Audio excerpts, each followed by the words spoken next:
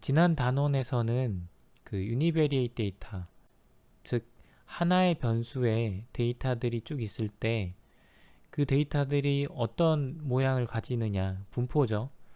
어떤 분포를 가지느냐를 요약값으로 설명을 하거나 아니면 모양, 그 퍼진 정도 이런 것들을 나타내는 통계적 그 매저들을 우리가 공부를 했는데 여기서 이제 변수가 두 개가 되고요. 변수가 두 개가 될 때 우리가 관심 있는 건 아무래도 그 각각 변수들이 가진 데이터들, 그 데이터들이 어떤 관계를 가지느냐가 우리의 관심사입니다. 그래서 관계가 어떤 독립이 될 수도 있고 어떤 상관이 있을 수도 있고요. 그리고 범주형 데이터의 경우에 그런 관계를 어떻게 보는지, 그리고 어떤 그래프를 이용해서 이런 관계를 보는 방법이 뭐가 있는지를 알아보도록 하겠습니다. 데이터는 두 변수 간의 관계를 산점도로 나타내고, 그 마지널 히스토그램, 그러니까 이거는 유니베리에이트라고 보시면 되겠어요. 이 그 다른 변수는 고려하지 않은 상태에서 이 한 변수의 분포. 근데 이 분포가 이제 두 그래프에서 보면은 한 왼쪽 그래프는 x축에 있는 데이터랑 y축에 있는 데이터가 관계가 높아 보이죠. 그렇지만 오른쪽에 있는 데이터는 관계가 없어 보이는데, 그런데 마지널 디스트리뷰션은 거의 비슷합니다. 네, 이런 관계를 찾아내는 방법이 이제 설명이 될 거고요. 실제로 이 데이터는 그 옐로스톤 국립공원의 간헐천, 아까 말씀드린 그 간헐천 데이터인데, 간헐천이 뭐 40분에서 90분 사이에 한 번씩 분출을 하는 거고, 그리고 다른 한 데이터는 관광객들이 와서 기다리는 시간입니다. 두 변수 간의 관계를 설명할 때 가장 일반적인 경우의 형태가 코호트 데이터예요. 코호트 데이터는 어떤 처리를 한 그룹이 있고 처리를 하지 않은 그룹이 있는 거죠. 그 여기 아래 보이는 데이터가 그 비트의 효과에 대해서 비트를 먹으면 더 오래 달린더라 라는 거를 증명하기 위한 데이터입니다. 그래서 위에 있는 게 비트를 먹은 그룹, 비트를 먹지 않은 그룹, 그래서 달리는 시간을 조사를 했는데, 그 비교를 해야겠죠. 결국은 이 데이터를 비교를 해야 되는데 어떻게 비교를 할까? 그 앞에서 배웠던 것처럼 뭐 데이터가 지금 여기서는 한 10개 정도 되지만 이거보다 훨씬 더 많을 수도 있고, 근데 짝을 지어서 비교하기에는 데이터 숫자가 다르고, 이런 경우에 이제 대표값을 쓰는 거죠. 평균, 센터가 같느냐, 평균을 내서 두 개의 차이가 있느냐를 보는 거고, 또 다른 대표값, 그러니까 스프레드, 그 베리언스나 스탠다드 데비에이션을 가지고 또 비교를 할 수도 있겠죠. 뭐 이런 식으로 대표값을 가지고 두 변수를 비교를 하는 겁니다. 근데 이 데이터만 봐서는 지금 조금 문제가 있는 것 같죠. 그러니까 비트를 먹지 않은 사람들이 더 오래 달린 것도 있고, 그리고 물론 비트를 먹지 않으니까 제일 조금 다른 사람도 있어요. 뭐 이런 데이터 하나하나를 보면 우리가 사실 비교하기가 쉽지 않은데, 이제 앞에서 배운 요약값을 가지고 우리가 통계적으로 비교하는 게 필요한 거죠. 근데 이제 두 변수를 비교를 할 때 가장 직관적인 게 그려보는 겁니다. 그래서 X축, Y축, 그러니까 2차원 평면에 쉽게 그릴 수 있죠. 두 개의 변수 같은 경우에는 닷 플롯 같은 거는 많이 줄기 차트나 이런 거는 이제 요즘은 많이 쓰지 않고, 그 박스 플롯하고 우리가 배웠던 그 삼포도 스캐터 플롯이나 닷 플롯도 사실 많이 쓰지는 않습니다. 삼포도, 스캐터 플롯, 그다음에 박스 플롯, 그리고 이제 히스토그램 뭐 이런 것들을 많이 씁니다. 닷 차트도 한번 해보시고요. 근데 이거는 많이 쓰지는 않아서, 근데 앞에서 이제 말씀드린 것처럼 박스 플롯이 이제 5가지 요약값을 볼 수 있다고 말씀을 드렸죠.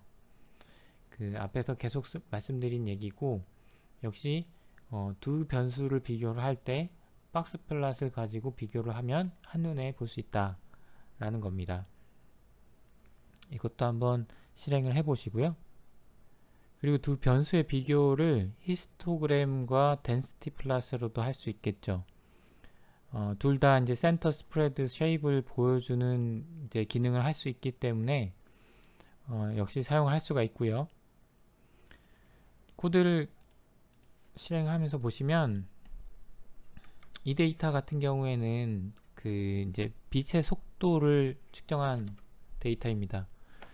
보시면 이제 1879년도에 빛의 속도를 측정한 연구 데이터예요. 굉장히 이제 열악한 환경에서 빛의 속도를 5번 정도를 측정을 했는데 데이터는 이렇게 생겼어요. 그 앞에 보시면 빛의 속도가 이렇게 단위가 킬로미터 퍼 세컨드로 나와 있고 런은 뭔지는 잘 모르겠는데 이제 익스페리먼트가 1부터 5까지 있습니다. 그래서 이제 이 데이터들을 한번 우리가 그래프로 한번 그려보면 스피드를 이제 따라 변수에 저장을 하고, 그다음에 익스페리먼트를 나타내는 뭐 1부터 5까지 팩터형 범주형이죠. 범주에 해당하는 각각 범주에 해당하는 스피드가 쭉 있겠죠. 그러면 아마도 이게 반복인 것 같습니다. 런이 반복인 것 같은데, 네 번째, 다섯 번째 실험들을 한번 볼게요.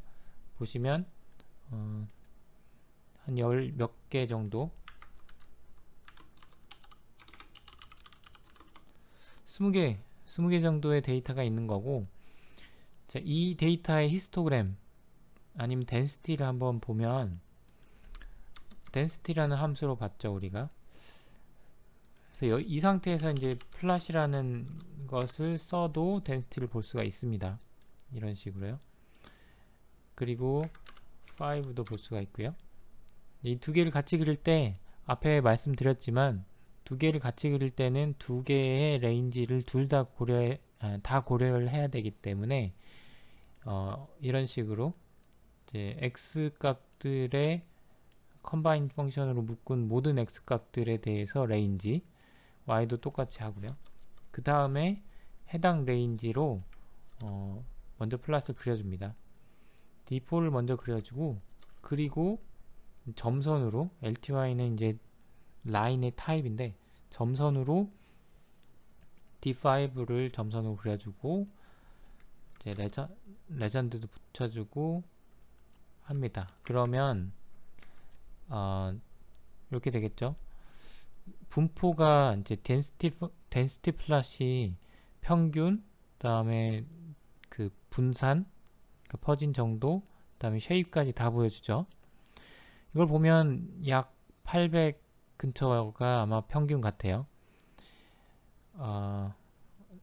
저 보니까 지금 734.5가 지금 라이 스피드로 받아들여지고 있는데, 거의 뭐 그때 당시 몇백 년 전인가요? 이게 한 100몇 년 전에 측정했던 자료가 거의 맞죠. 맞다고 볼 수 있는데, 이런 식으로 이제 다섯 번째와 네 번째의 결과를 이렇게 쉽게 비교를 할 수 있겠죠. 물론 첫 번째랑 두 번째도 뭐 이런 식으로 그려보면 네, 됩니다. 뭐 800 근처에서 이제 왔다 갔다 하는 것 같습니다. 그리고 이건 산포도인데요. 산포도를 그려보면 사실 이 산포도 같은 경우에는 이제 짝 데이터일 경우에는 좀 선형성이나 관계가 보일 수 있는데 요거 같은 경우에는 짝 데이터가 아니기 때문에 전혀 관계가 안 보이죠. 뒤에서 좀 더 말씀을 드리기로 하고, 이제 퀀타일 값으로 이제 두 개의 데이터를 비교를 할 수도 있습니다. 앞에서 말씀드렸듯이 유니베이에실 때는 QQ 플러스나 QQ 놈을 써서 이 정규 분포인지를 봤다면은 QQ 플러스를 써서 두 개의 변수의 데이터의 분포가 과연 똑같냐라는 것을 볼 수가 있습니다. 이거는 네 번째, 다섯 번째로 고치고,